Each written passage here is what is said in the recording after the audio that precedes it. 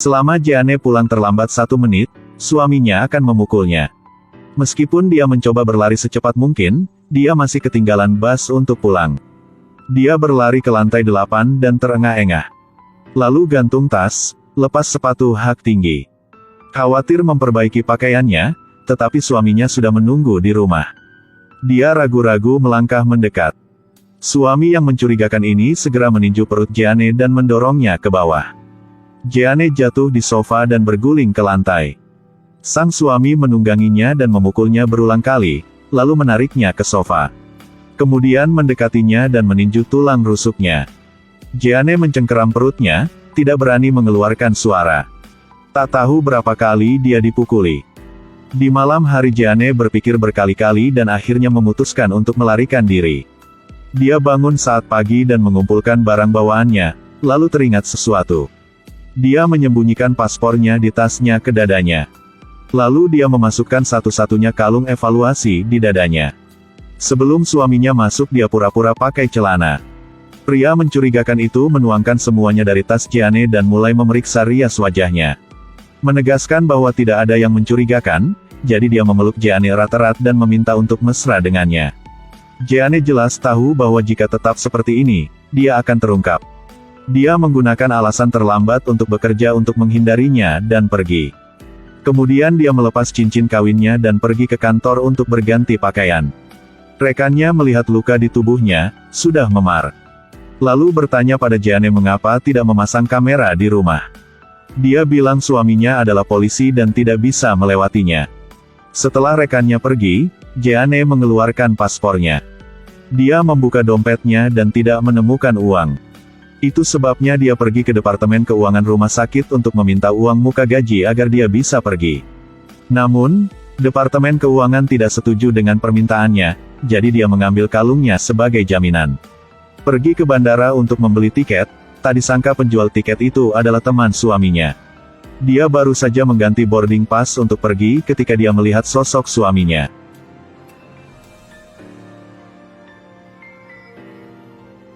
Dia bergegas mencari tempat untuk menyembunyikan suaminya juga menoleh untuk melihat saat ini.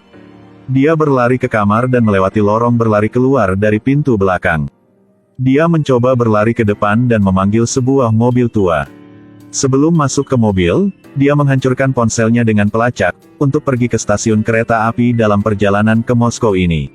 Berhenti, mana tiketmu? Dia memberi staf sejumlah uang, dan mengatakan bahwa ketika dia naik kereta, dia akan membeli tiket. Dia naik kereta dan melarikan diri dari suaminya yang jahat. Dia sedih menyandarkan kepalanya ke jendela. Staf bertanya mengapa dia terburu-buru sebelum naik kereta ini, apakah dia melakukan kesalahan. Dia tidak menjelaskan apa-apa, hanya melihat sekeliling.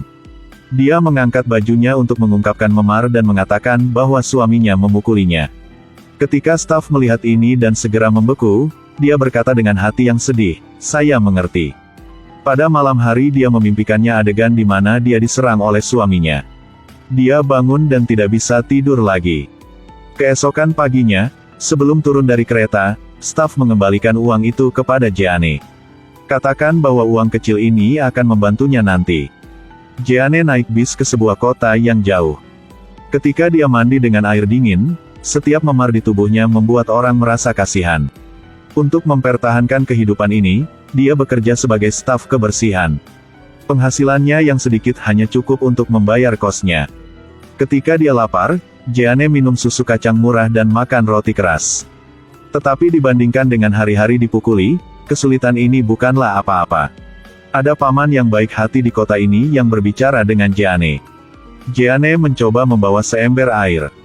Ada seorang ayah tunggal yang baik hati yang membantunya membawa air. Membantunya sampai ke atap. Jeanne buru-buru berterima kasih, ini pertama kalinya mereka melakukan kontak dekat satu sama lain. Dia duduk di tangga dan masih merasakan sakit di hatinya. Malam hari, kamar kontrakan aneh, tidak ada pemanas, tidak mungkin untuk tidur. Di dalam, hanya ada serangga sebagai teman, siapapun yang ulet akan sangat sedih. Pada siang hari ketika dia membersihkan, wanita tua itu memarahinya, dia tidak berani berbicara sepatah kata pun karena dia takut kehilangan pekerjaannya. Untungnya, John di seberang rumah keluar untuk membantunya berbicara sehingga wanita tua itu bisa mendapatkan kembali ketenangannya. Jeanne berterima kasih padanya dan terus bekerja. Saat dia lapar, dia makan roti yang keras dan kenyal, duduk sendirian di dekat pipa agar tetap hangat. Ketika dia keluar, dia melihat mobil yang mirip dengan milik suaminya, dan Jeanne mulai merasa takut. Di malam hari dia bersembunyi di balik tirai dan melihat sekeliling, takut ketahuan. Berpikir bahwa suaminya akan datang dan membawanya pulang, Jeanne ketakutan dan dengan cepat menutupi kepalanya dengan selimut. Tapi hari ini dia menemui pelanggan yang sulit. Dia menggambar omong kosong di seluruh dinding, bahkan menumpahkan air ke lantai. Jeanne naik ke atas untuk memeriksa tetapi tidak ada siapa-siapa. Dia sembunyi di pintu, memang seorang bocah nakal. Jeanne menyarankannya untuk tidak melakukan itu. Dia memarahi Jeanne karena dia hanyalah pekerja kebersihan. Bocah ini tidak merasa kasihan dengan hasil kerjanya, Jeanne hanya bisa kecewa dan menggelengkan kepalanya. Pada malam hari, Jeanne sakit dan demam 40 derajat dan wajahnya berkeringat. Jeanne bertahan sampai pagi dan dia pingsan. Pemiliknya cukup baik untuk membawanya pulang untuk memulihkan diri. Ini adalah pertama kalinya dia merasakan kehangatan. Tetapi dia selalu bangun setiap kali dia mengalami mimpi buruk. Di pinggiran kota Moskow, sangat dingin dia membawa pulang air dan menggigil. Dia meletakkan tangannya di pipa pemanas untuk menghangatkan. John menggendong putrinya pulang rumah, di bahunya masih ada sedikit salju yang tersisa. Gadis kecil itu mengundang Jeanne masuk rumahnya, karena sangat hangat di rumah mereka. Tetapi Jeanne menolak niat baiknya. Kemudian putra John berlari ke bawah untuk memberinya sepasang sarung hangat.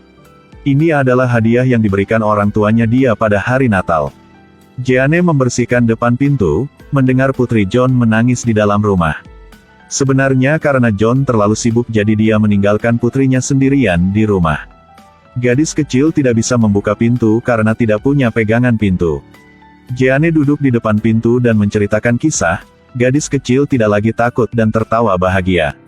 Pada saat yang sama, tetangga tua itu juga mendengar cerita itu dan tertawa bahagia seperti anak kecil.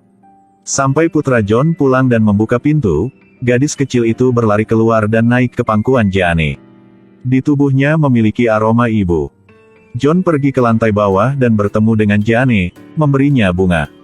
Jeanne menciumnya, itu adalah aroma cinta. Sampai malam, Jeanne sedang tidur di rumah, di luar pintu, tiba-tiba ada ketukan. Ternyata karena putri wanita tetangganya pingsan jadi dia mencari Jeanne. Hanya melihat, Jeanne menemukan bahwa putrinya telah peritonitis. Ketika mereka pergi ke rumah sakit kota, hanya perawat yang bertugas, dokter tidak ada di sini. Tetapi peradangan akut dapat merenggut nyawa gadis kecil ini kapan saja. Jeanne menolak saran perawat, dia pergi ke ruang operasi untuk menyelamatkan nyawa. Keterampilan medis Jeanne sangat tinggi sehingga perawat terkejut. Tanpa diduga, karena hal inilah kepala perawat memposting cerita Jeanne secara online. Jeanne baru saja terbiasa dengan kehidupan yang damai di kota ini. Tapi tanpa diduga, keberadaannya telah terungkap. John melihat pesan pencarian di papan pencarian, gadis di foto itu adalah Jeanne. Ketika John berulang kali menanyainya, Jeanne mengatakan bahwa dia dipukuli oleh suaminya, sehingga dia harus melarikan diri. Pada saat yang sama, suami Jeanne melihat berita bahwa istrinya telah menyelamatkan seseorang yang diposting secara online. Jadi juga datang ke sini untuk menangkapnya. Bisakah Jeanne melarikan diri darinya? Kita tunggu di video selanjutnya ya.